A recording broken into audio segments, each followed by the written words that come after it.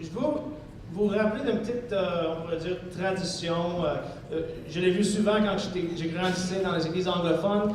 En anglais, on arrivait le Pâques, le dimanche matin, puis on disait, au lieu de dire notre habitude, bon matin, ou salut, comment ça va, on disait, He is risen, ou en français, il est ressuscité. Puis la réplique des gens en anglais, c'était, il est vraiment, he is risen indeed, ou en français, il est vraiment ressuscité.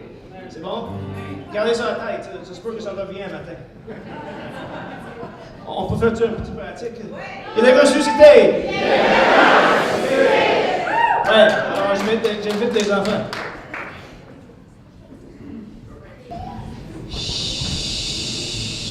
C'est la nuit.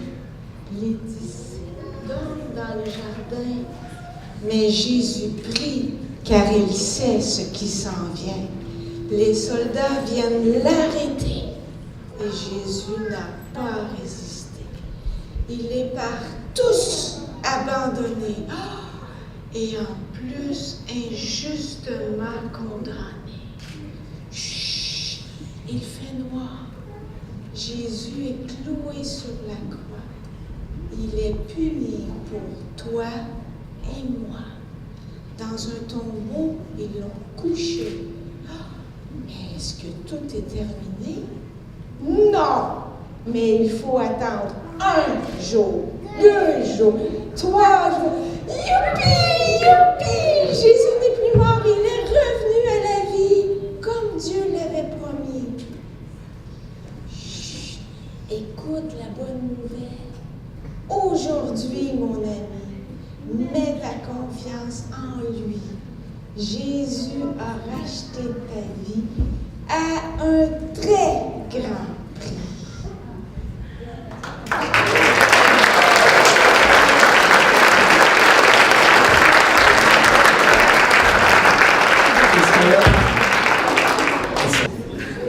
Donc, dans certains milieux chrétiens, ils commencent tout le culte avec une lecture d'un certain psaume. Et c'est un peu le thème de notre dimanche, ce dimanche de Pâques. C'est qu'on va avoir des différentes lectures bibliques en lien surtout avec l'histoire de la crucifixion, enterrement, résurrection de Jésus, entrecoupées par des chants, soit de groupe, soit de chorale. Et donc, on va avoir plein de gens qui vont venir vous lire les choses ce matin. Donc, on commence avec Israël, qui va nous lire Psaume 95.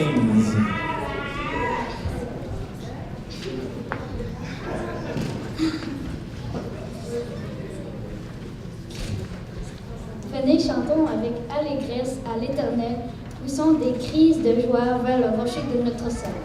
Allons devant de lui avec des louanges, faisons retentir des cantiques en son honneur. Car l'Éternel est un grand Dieu, il est un grand roi au-dessus de tous les dieux. Il tient sa main les profondeurs de la terre, et les sommets des montagnes sont à lui. La mer est à lui, c'est lui qui l'a fait. La terre aussi, ses mains l'ont formée. Venez, prosternons-nous et humilions-nous, fléchissons le genou devant l'Éternel, notre Créateur. Car il est notre Dieu, et nous sommes le peuple de son pâturage, le troupeau que sa main conduit. Aussi, vous pouvez écouter aujourd'hui sa voix. N'endurcez pas vos cœurs comme à Meriba, comme à la journée de Massa dans le désert, où vos pères me tentèrent, m'éprouvèrent, croient qu'ils vissent mes œuvres. Pendant 40 ans, j'eus ces races en dégoût, et je dis, c'est un peuple dont le cœur est égaré. Ils ne connaissent pas mes voies.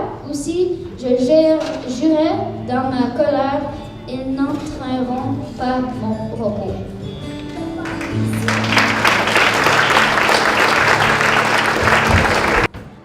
6 à 11 ans, dans ce coin-là, ils vont venir nous chanter quelques cantiques.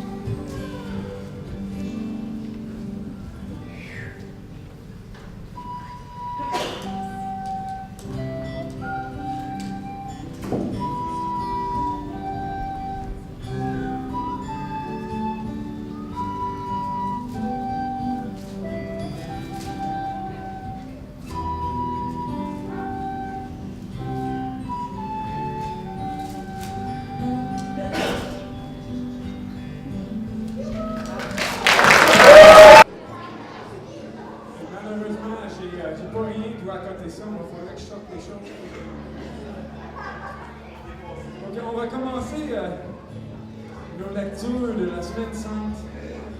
On va commencer même à une semaine avant la croix environ. Marc nous dit que comme Jésus était à Béthanie, dans la maison de Simon le lépreux, une femme entra pendant qu'il se trouvait à table. Elle tenait une vase d'alabâtre. Alabâtre, je crois que c'est une sorte de contenant en pierre. On regardait à l'intérieur, qui renfermait un parfum de nord pur de grand prix. Celle-là, pouvait être l'équivalent de fonds de retraite pour quelqu'un. Il avait acheté quelque chose de très grand prix pour le garder, dans l'espoir de le vendre pour vivre plus tard. Elle répandit le parfum sur la tête de Jésus. Jésus dit, elle a fait une bonne action à mon égard. Elle a fait ce qu'elle put. Elle a d'avance embaumé mon corps pour le sépulture, sachant qu'il s'en allait mourir. Mais on voit là-dedans, elle donne un parfum de valeur répandu sur Jésus. Donc vous pouvez chanter, on a que 2 chants ensemble.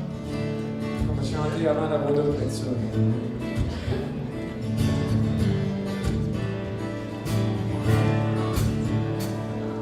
Je te donne mon cœur,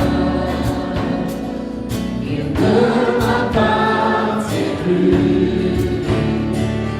Ce que j'ai de meilleur, tout est en toi, Jésus. Un parfum de valeur, pour toi est répandu.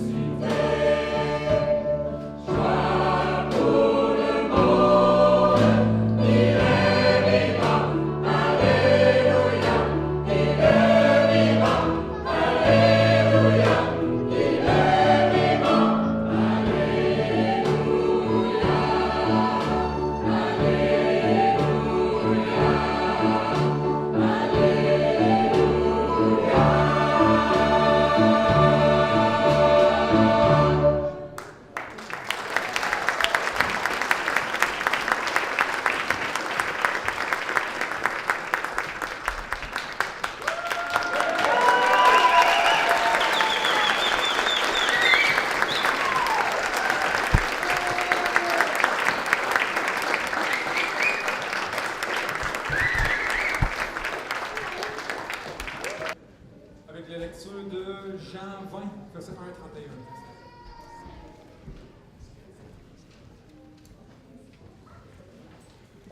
Le premier jour de la semaine, Marie de Magdala se rendit au sépulcre dès le matin. Comme il faisait encore obscur, elle vit que la pierre était ôtée du sépulcre.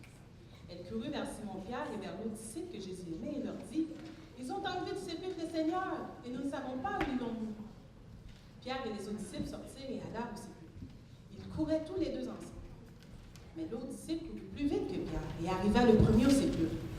S'étant baissé, il vit les bandes qui étaient à terre, cependant, il n'entra pas. Simon-Pierre, qui le suivait, arriva et entra dans le sépulcre.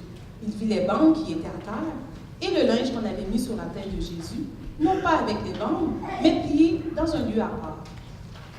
Alors l'autre disciple, qui était arrivé le premier au sépulcre, entra aussi, et il vit, et il crut.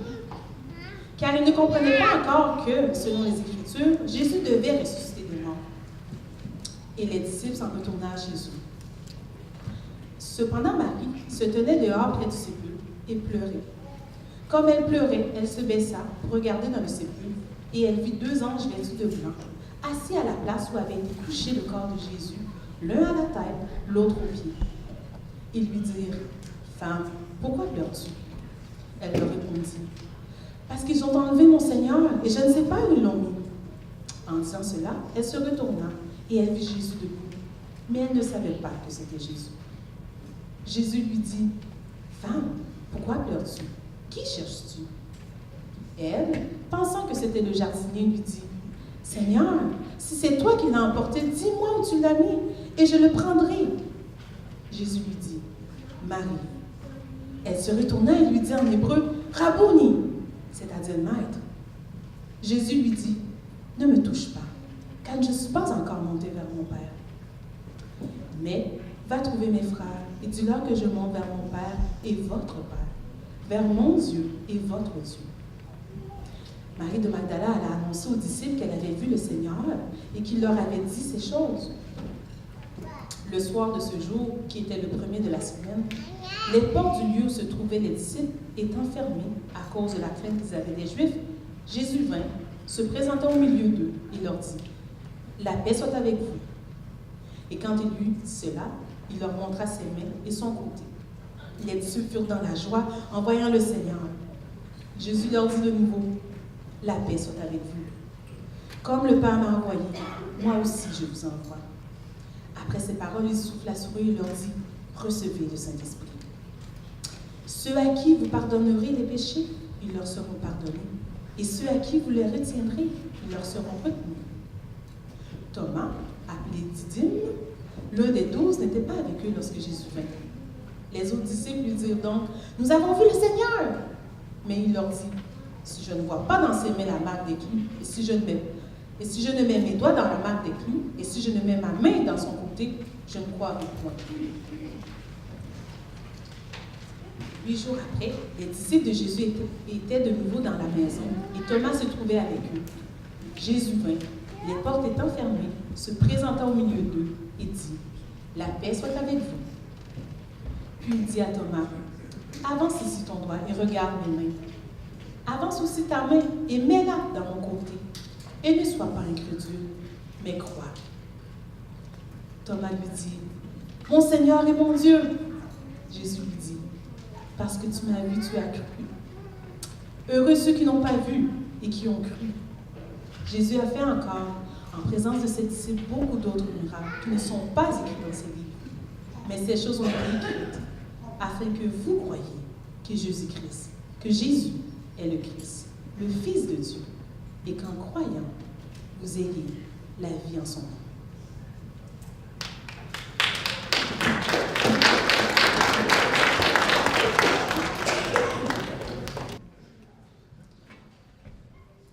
Il est ressuscité. Merveilleux. Il y en a peut-être du monde ici qui demande la question pourquoi est-ce qu'on célèbre le Pâques chrétien? Puis si vous lisez des blogs sur Internet, si vous êtes, mettons, à l'école séculier, vous allez peut-être entendre quelque chose du suivant. Bien, on le célèbre parce que c'est la célébration du plus grand mythe du monde occidental.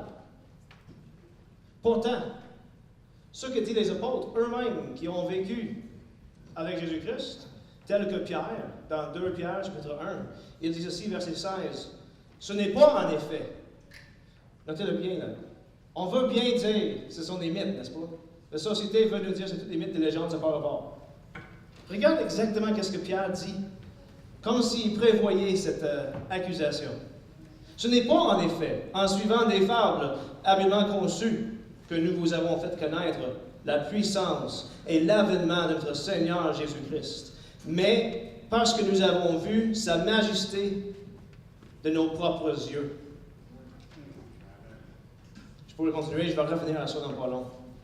Mais c'est pas parce que c'est une mythe, puis on va voir pourquoi tantôt. On pourrait dire, ben, c'est juste le Pâques juif. On célèbre le Pâques juif comme chrétien, on continue. Et il y a bien sûr un lien entre le Pâques juif et le Pâques chrétien. Tout comme les peuples, les enfants d'Israël étaient protégés par le sang de l'agneau quand l'ange de la mort est venu sur l'Égypte, nous sommes, comme chrétiens, protégés de la mort éternelle par le sang de Jésus-Christ. Et donc, le lien est là. On pourrait parler de Moïse qui a sorti le peuple d'Israël pour aller vers la terre de promesse, puis faire la comparaison avec Jésus-Christ qui sort un peuple de ce monde pour aller au ciel, la terre de promesse. Donc, on peut voir un certain lien. Mais je vous dis un matin, ce n'est pas le Pâques juif qu'on célèbre.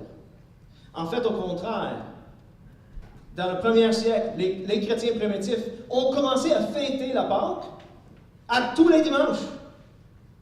Littéralement, à tous les dimanches.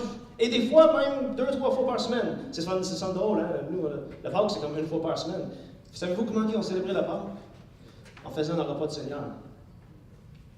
Le dimanche. La journée que Jésus-Christ est ressuscité de la mort. Fait qu'à chaque dimanche, ils se réunissaient, souvent à l'aube, pour s'en rappeler de Jésus-Christ et son sacrifice sur la croix pour nous autres. Avec le temps, un peu plus tard, les chrétiens ont dit, bien, célébrons ce temps de l'année que Jésus-Christ est ressuscité. Et de là vient la célébration annuelle du Pâques. Mais tu sais, tout ça c'est intéressant. Hein? C'est comme, ok, bon, on a fait un peu un cours d'histoire matin, mais ça n'explique pas pourquoi on célèbre le Pâques en fait. C'est beaucoup plus important que ça. Il y a quelque chose de beaucoup plus grand que ça. Le Pâques chrétien, c'est en fait la célébration d'un événement historique. Quelque chose qui a vraiment eu lieu dans l'histoire. Ce n'est pas une mythe, ce n'est pas une histoire rencontrée, ce n'est pas une fable, comme dit Pierre, habilement conçue. C'est un événement historique qui a eu lieu. Comme ta fête, ta naissance, tu as été né, puis on fête ta naissance à tous les années. La Pâques, c'est la célébration d'un événement qui a eu lieu en histoire, puis qui a transformé l'histoire. L'histoire n'est plus pareille depuis ce jour-là que Jésus-Christ est revenu à la vie. Et dimanche, en fait, c'est la célébration de sa résurrection. On pourrait dire que comme le soleil se couche et à l'aube se revient à la vie, Jésus-Christ est entré dans le tombeau dans la noirceur et il était rentré, puis à l'aube, il est revenu comme le soleil. À chaque matin, quand le soleil se lève, c'est pas pour rien qu'un matin, je disais en anglais, je disais aux enfants, the sun rises. Le soleil se lève. Puis là, c'est comme, oh oui, papa, on sait. Non, écoute-le bien, là. The sun is risen. Le Fils est ressuscité.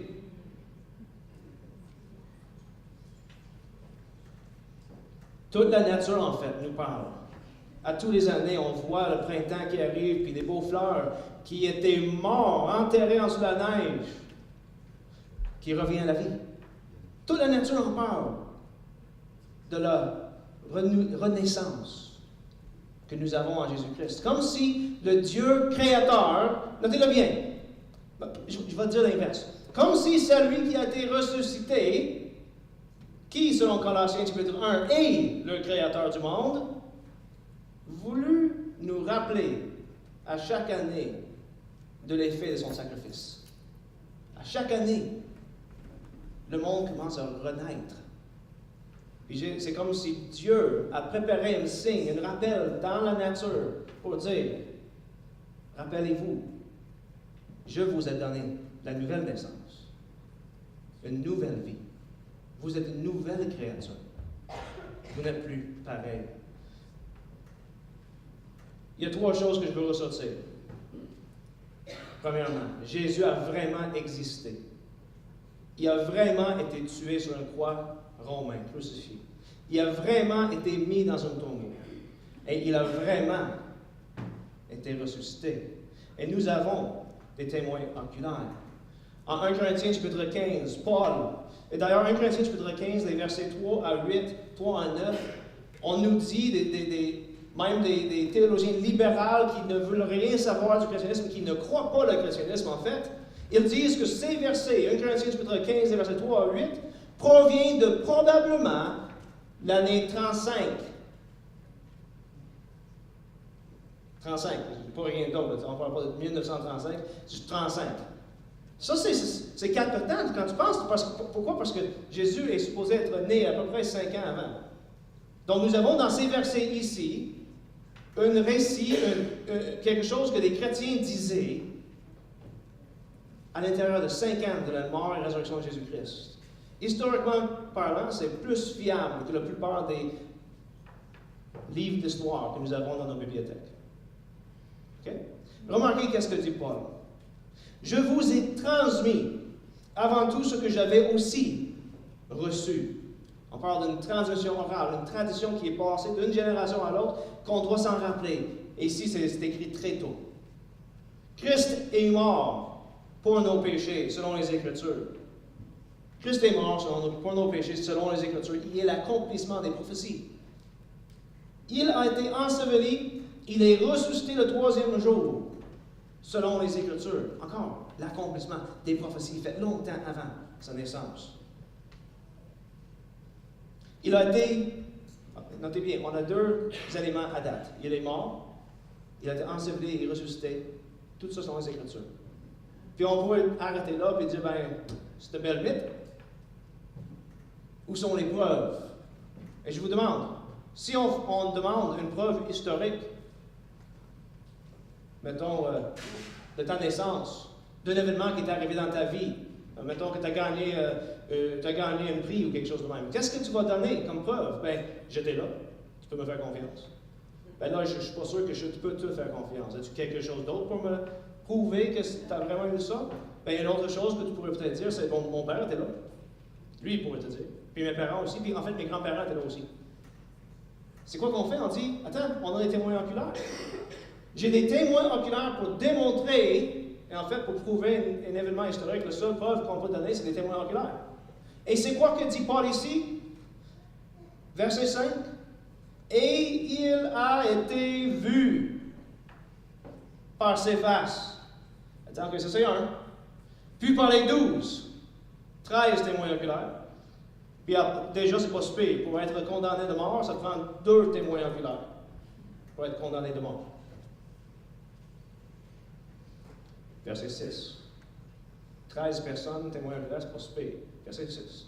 Ensuite, il a été vu par plus de 500 frères à la fois. Penses-tu qu'il y en a assez de preuves? Ouais. Il va revenir dans mes prêches plus souvent, je pense. Et notez qu'est-ce qu'il dit, parce que comme s'il était en train d'inviter des gens à vérifier les faits. Il dit, dont la plupart sont encore vivants et dont quelques-uns sont décédés. C'est comme s'il est en train de vous inviter, à ceux à qui il est écrit, c'est comme s'il est en train de les inviter, de dire, tu ne me crois pas, c'est pas grave. Pas besoin de me croire. Va voir les témoins. La majeure partie des témoins oculaires de la mort, enterrement et résurrection de Jésus-Christ sont encore vivants là, pendant que j'écris cette lettre. C'est fou, hein? Puis là, il continue. Ensuite, elle a été vue par Jacques. Il faut arrêter là 2 secondes. Qui est Jacques? Un des premiers sceptiques de Jésus-Christ. C'était son frère, que lorsque Jésus faisait son ministère sur terre, Jacques est venu avec ses autres frères et sœurs et sa mère pour dire, Jésus, tu nous fais honte.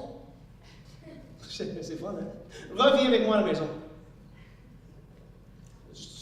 Tu fais honte au nom de famille, là. Arrête, qu'est-ce que tu fais? Reviens là, tu es une charpente, let's go, reviens à la maison. Genre que tu es son premier sceptique. Fait que des fois, on nous dit, ben là, c'est clair, Jésus-Christ est apparu juste à des croyants. Je veux nous arrêter. Ben, Jacques, c'est déjà une personne qui n'était pas croyant, puis Jésus est apparu à lui. Mais est-ce que je peux rajouter une autre chose? On vient de lire Jean 20. Aucune des apôtres était des croyants jusqu'à temps que Jésus est apparu à eux autres. Les premiers sceptiques de la résurrection de Jésus-Christ étaient les 12 apôtres. Pourquoi est-ce qu'ils ont cru? Eux autres, quand Jésus était mis dans le tombeau, leur vie était finie, ils sont partis se cacher. Ils pensaient que tout ce que Jésus était venu pour faire était fini, terminé. Leur maître est dans le tombeau. Même que certains des apôtres sont retournés à leur job. Ils sont retournés à la pêche. C'est fini, là. Fait que les premières sceptiques de la religion chrétienne, de résurrection de Jésus-Christ, c'est les 12 apôtres. Et tout d'un coup, comme si par hasard, on aimerait bien ça, hein?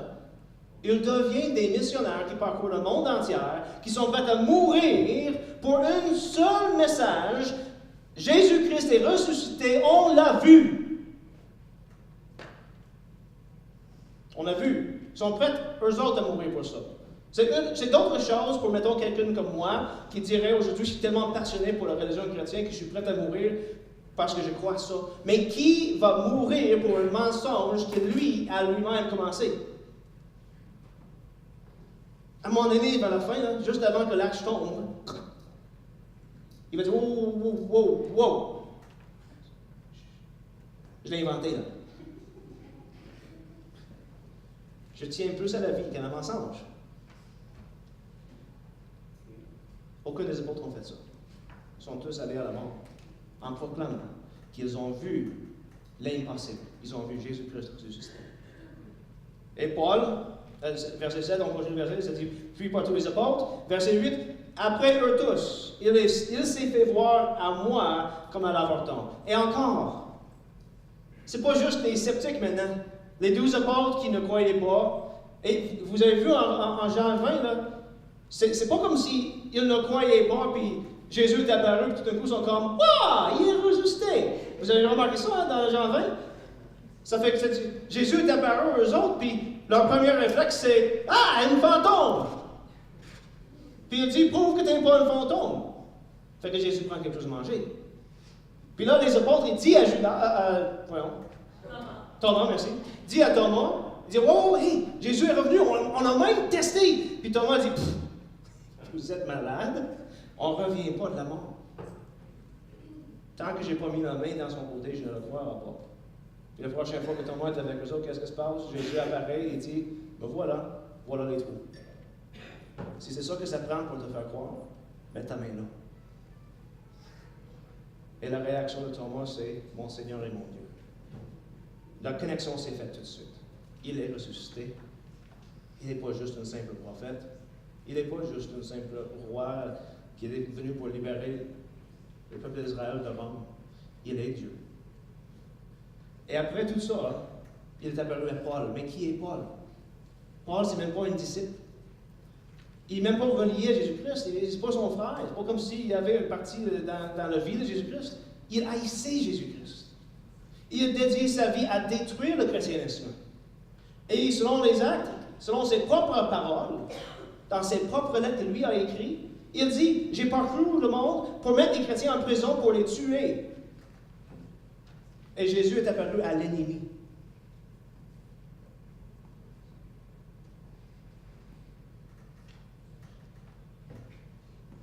Donc, on ne parle pas ici de quelque chose qui a été fabriqué. On ne parle pas d'une mythe.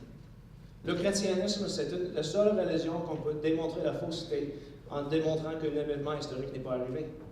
Et le christianisme dit, nous voilà, démontre que c'est faux. Mais on ne peut pas. Et on pourrait passer des heures et des heures et des heures à regarder les démonstrations d'historicité de ces textes. Jean, dans son premier apôtre, dans son premier épître, celui qui a écrit l'Évangile, il dit ceci, ceux qui étaient dès le commencement, ceux que nous avons entendus, ceux que nous avons vus de nos yeux, ceux que nous avons contemplés, que nos mains ont touchés. Penses-tu qu'il parle de quelque chose qui est réellement arrivé, là? On l'a vu, on l'a entendu, on l'a touché, on l'a contemplé. Quasiment dans tous les sens. Il aurait peut-être pu ajouter, mais il ne l'a pas dit, là, que ce qu'on aurait senti, ce qu'on aurait goûté. Nos sens. Nous, qu'est-ce que nous on parle? C'est ce que nous avons vu, touché, entendu. Concernant la parole de vie, il dit, et la vie a été manifestée, nous l'avons vue, nous en rendons témoignage, et nous vous annonçons la vie éternelle qui était auprès de Père et qui nous a été manifestée. Ce que nous avons vu et entendu, nous vous l'annonçons à vous aussi. Pourquoi? Afin que vous aussi vous soyez en communion avec nous. Or, notre communion est avec le Père et avec son Fils Jésus-Christ. Ils font l'annonce, les apôtres, de quelque chose qu'ils ont vu réellement, qui est réellement arrivé dans l'histoire. Et ils disent, ça a changé notre vie, ça a changé tout. Et ça, c'est la deuxième chose qu'il faut remarquer, c'est que la résurrection, c'est le centre du christianisme. Si Jésus n'est pas réellement mort et réellement ressuscité, alors le christianisme, c'est une fraude. C'est un mensonge. Même c'est une des pires mensonges du monde. J'irais aussi loin de dire que c'est un mensonge diabolique. Si Jésus-Christ n'est pas réellement ressuscité et il était réellement mort et réellement ressuscité. Et Paul, il dit exactement la même chose. Tu sais, des fois, là, c'est dans la parole de Dieu qu'il dit ça. Là. Paul dit, 1 Corinthiens 15, verset 12, si on prêche Christ qui est ressuscité d'entre les morts, comment quelques-uns parmi vous disent qu'il n'y a pas de résurrection d'entre les morts? S'il n'y a pas de résurrection des morts, Christ non plus n'est pas ressuscité. Et si Christ n'est pas ressuscité, alors notre prédication est vaine. Qu'est-ce qu'on fait ici un matin? Ça sert littéralement à rien. Retourne chez vous, on gaspille notre temps. Et votre foi aussi est vaine, dit Paul. Il se trouve même que nous sommes de faux témoins à l'égard de Dieu. Parce qu'on dit qu'il a fait quelque chose qu'il n'a pas fait. Qu'il veut sauver le monde d'une manière qu'il ne veut pas. On ment à son égard. Si tout ça, ce n'est pas arrivé. Puisque nous avons témoigné contre Dieu qu'il a ressuscité le Christ, tandis qu'il ne l'aura pas ressuscité s'il est mort. Il ne ressuscite pas. La mort et résurrection historique de Jésus-Christ est le fondement de la foi chrétienne. Et en plus de ça, c'est la source de notre espérance. C'est à cause de la mort et la résurrection de Jésus-Christ que nous sommes pardonnés de nos péchés, que nous avons la promesse de la vie éternelle, que nous sommes réconciliés avec Dieu. Paul dit en Romains chapitre 4, versets 24 à 25, c'est à cause de nous, à qui cela sera compté, que nous croyons en celui qui a ressuscité d'entre les morts, Jésus notre Seigneur, livré à la mort pour nos offenses et ressuscité pour notre justification. Dans verset chapitre 5, en ceci, Dieu prouve son amour envers nous. Lorsque nous étions encore pécheurs, Christ est mort pour nous. À bien plus forte raison, maintenant que nous sommes justifiés par son sang, serons-nous sauvés par lui de la colère. Car si, lorsque nous étions ennemis, nous avons été réconciliés avec Dieu par la mort de son Fils, à bien plus forte raison, étant réconciliés, serons-nous sauvés par sa vie. La mort et la résurrection de Jésus-Christ, c'est le fondement et la source de notre espérance. Si ce n'est pas arrivé, nous n'avons pas d'espérance. Nous sommes tous condamnés à l'enfer. Jésus est ressuscité. Jésus est ressuscité. Je veux inviter Rachel de venir faire 2 lectures de texte parce que la résurrection nous donne une espérance. Voilà. Puis après ça, nous allons finir ensemble. Voilà. Nous allons finir ensemble le repas du Seigneur. Donc, 1 Corinthiens 11-26. Car toutes les fois que vous mangez ce pain et que vous buvez cette coupe, vous annoncez la mort du Seigneur jusqu'à ce qu'il vienne.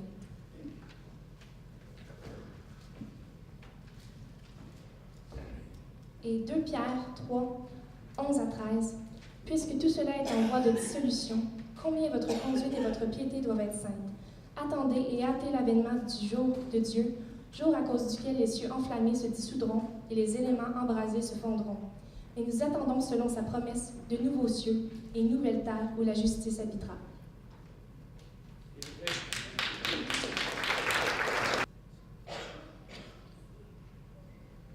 Seigneur, lorsque nous étions encore sans force, des rebelles et des pécheurs, tu es mort pour nous. Merci pour ce sacrifice. Par ce couple, Seigneur, on se rappelle de ton sang qui est coulé pour nous. Par ce couple, Seigneur, Dieu fait homme, on se rappelle de ton corps brisé pour nous. Merci pour la victoire que tu as eue sur ce monde, sur le péché, sur la mort. Merci de nous avoir donné ces victoires et l'espérance que nous avons. Amen. Il est ressuscité. Il est ressuscité.